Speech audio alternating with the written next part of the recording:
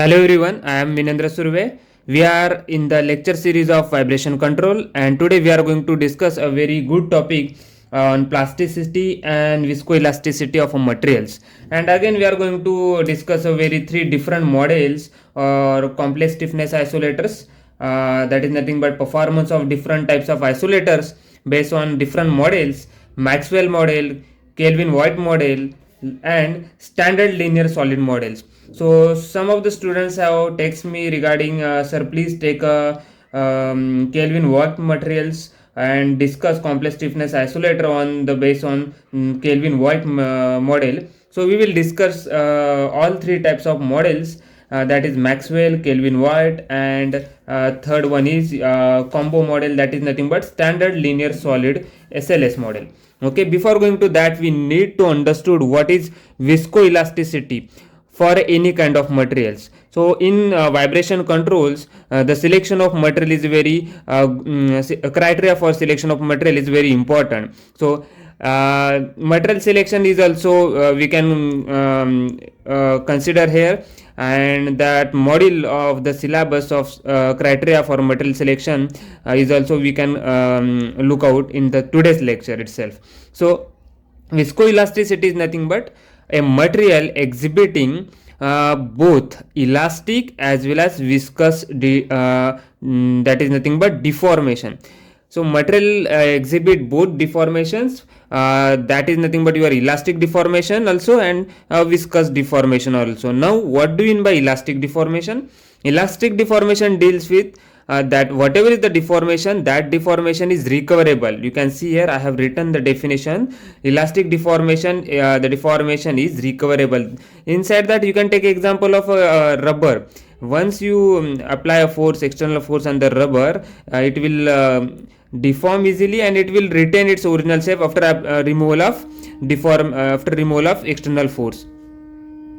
Now what is viscous deformation? Viscous deformation or viscous material is nothing but a deformation is not recoverable, means after application of external force, once it is removed, it will not gain return to its original state. Means you can take example for a viscous deformation, that is nothing but in the case of suspension system, we are using various kind of fluids, or you can take an example of water, or you can take an example of honey.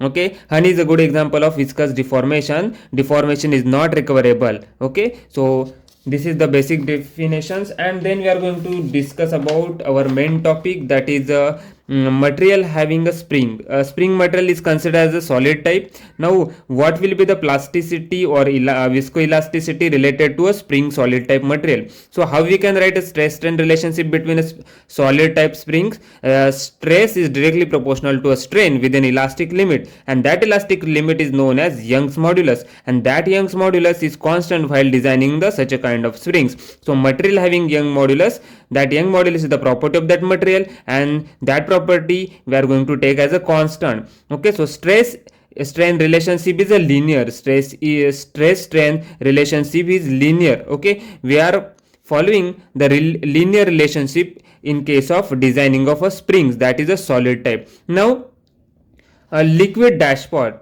if I consider a liquid dashpot, means we can say a damper. So how the stress strain relationship is going to be vary?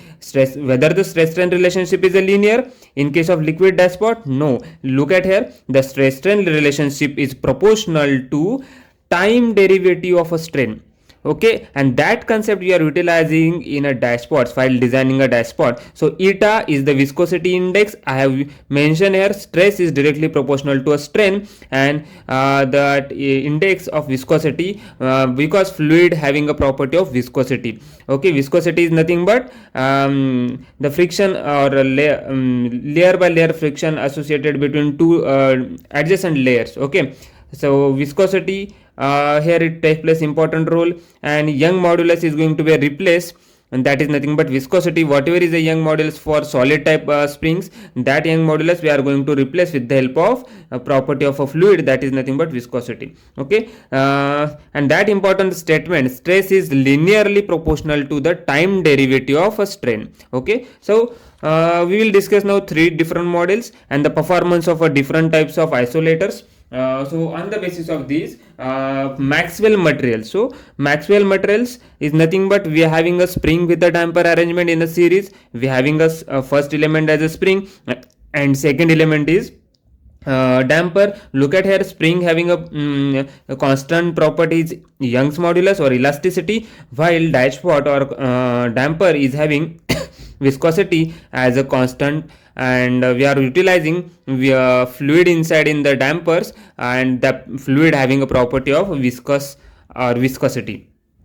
So Maxwell relation is utilized, or Maxwell material having series combination in case of springs and in case of dampers, or you can call it as a dashpots.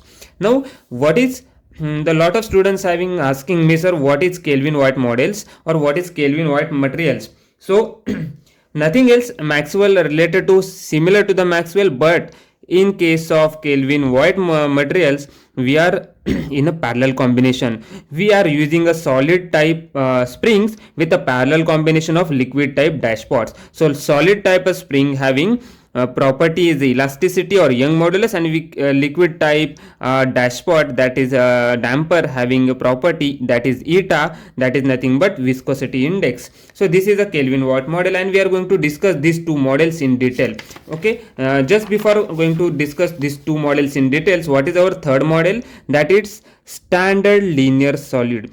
Okay, standard linear solid is the combination, and it is simply, we can say here, we can look here, the two springs are attached in a parallel combination and one spring is attached with the dashpot with a series combination. So here it is a combo of your first model. It is nothing but, what is our first model? That is you can see definitely it is Maxwell and our Kelvin-Voigt.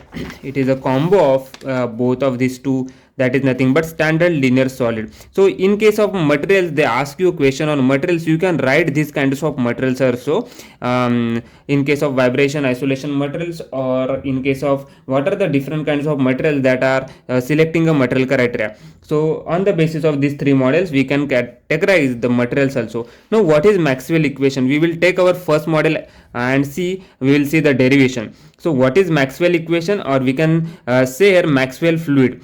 In case of Maxwell equation, we have seen our spring is attached with our dashpot. So spring element is given as a 1 and dashpot element is given as a element number 2. Now what is the stress induced in this Maxwell model? Stress sigma 1, sigma is this side and sigma is this side. Now whatever is the stress for element 1 and element 2, that stress will be the same. Okay, so that's why we have written over stress is equal to sigma 1 is equal to sigma 2, that is stress induced in the element 1, that is the spring, is equal to stress induced in the element 2, that is the dashpot.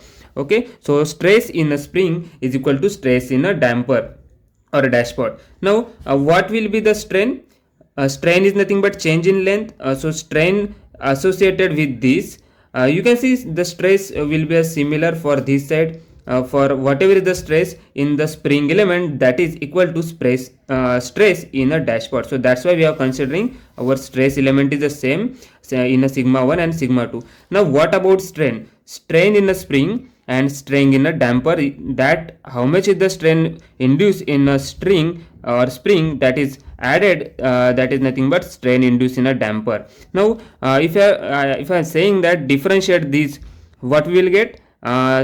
D by dt of strain is equal to d by dt of strain in the element 1 plus d by dt of strain in the element 2, or we can say in a similar fashion, strain time dependent variable, strain is total strain is equal to strain in the spring element plus strain in the damper. Okay, so whatever is the strain is going to be add, but stress is going to be same for both the elements. Stress induced in a damper is equal to stress induced in the spring. Okay, now look at here, simplest elastic model. Simplest elastic model, we have taken what is our elastic model here? Spring. We have taken a spring separately, spring having a stiffness K, and how we can found a force due to the spring, that is Kx or Kx minus x naught, that is the deformable difference in the initial state to the final state, that is nothing but Kx or Kx minus x naught. Okay, now how we can write a stress? Earlier we have seen stress is directly proportional to strain within the elastic limit if it is a spring system. Okay, so this equation we have given this as our equation 1. Now simplest viscous model. If simplest viscous model is nothing but spring is over, then viscous model is nothing but we are taken a dashpot separately. Now dashpot or damper is denoted with the letter C, and eta is nothing but property of that fluid, just like our what is the Young's modulus. E is the elastic constant for a spring element or elastic model. Similarly, for viscous model, viscosity will be there. So we are representing dashpot with the C and viscosity with the eta. So how we can find a force due to this damper? Force due to this damper is nothing but C, damping coefficient, into the velocity. Okay, so now look at here.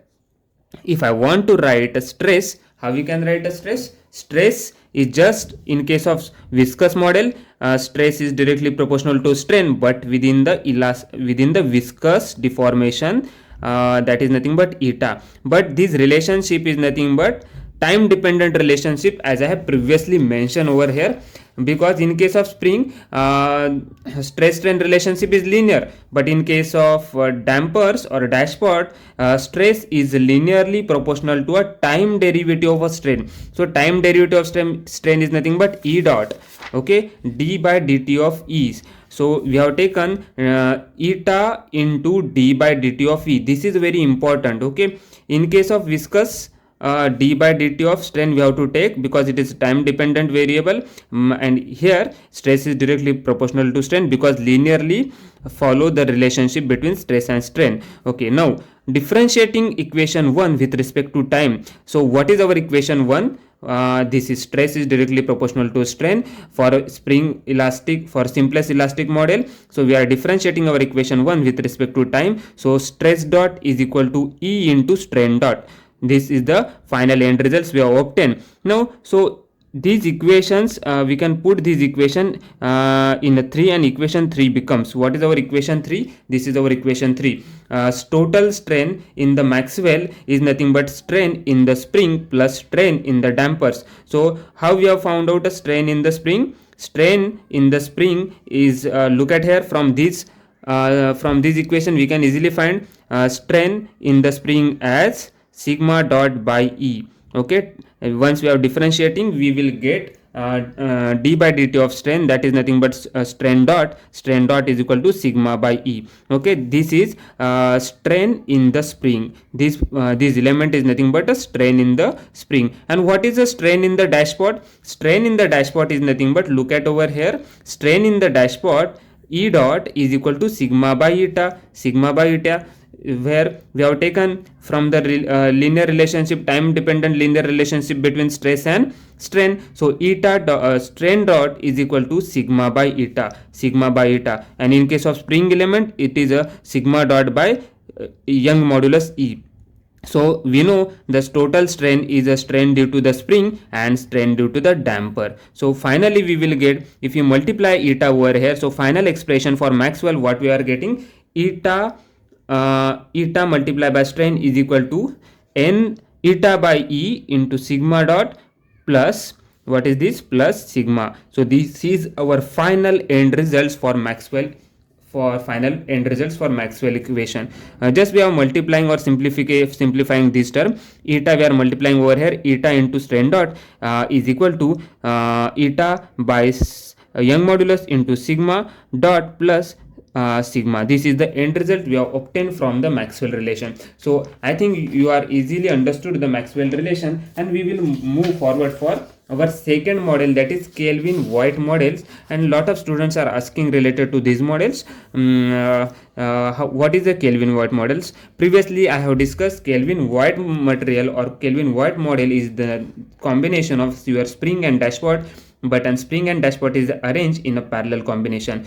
Okay, and Maxwell relation, spring and dashpot is in a series, but in case of Kelvin-Voigt materials, your spring is spring plus dashpot both are arranged in a parallel combination. So spring element having a property of spring, that is elasticity, and dashpot having fluid property, that is the viscosity index. And you can see here the sigma at this end and sigma at these ends, but what is the total stress right now. This due to the parallel combination, stress in the spring element plus stress in the dampers that are going to be added over here. Okay, and what is constant in this case? Your strain, whatever is the strain in this section and strain in this section, will be a constant. Change in length, that is nothing but strain. So strain is a constant for a spring element, or is equal to dampers, both are same. Whatever is the strain in the spring element, similar strain you can found in the dampers also.